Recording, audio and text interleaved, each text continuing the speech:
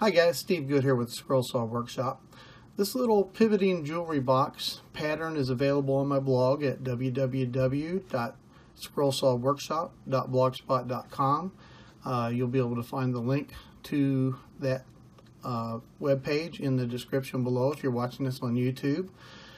You will be able to find the pattern for this box in my online catalog that is linked from that blog. You'll find the links at the top of the blog.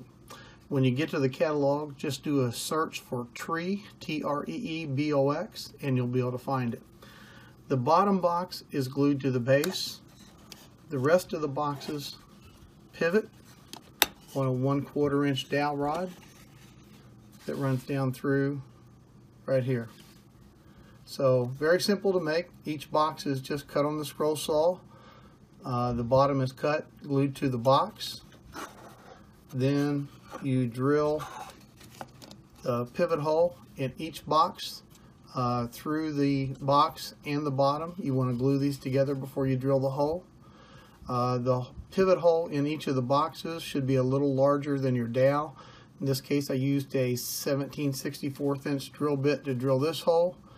The dowel rod is 1/4 inch in diameter, so the hole I drilled in the base was 1/4 inch, so it fit in there nice and tight. You can see it comes out the bottom. And for the little keeper on top here, that hole is also 1/4 inch, and that's placed on top to keep this top lid from and the boxes from coming off.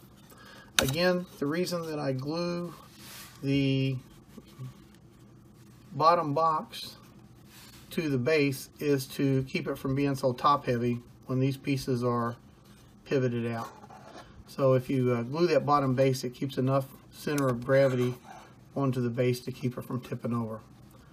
I used ambrosia maple for the boxes and walnut for the rest of the project. I thought it gave a nice contrast, and I just absolutely love this ambrosia maple. The figure in the wood is just incredible. Okay, hope you like this project. Again, you can find it at the blog in the link below.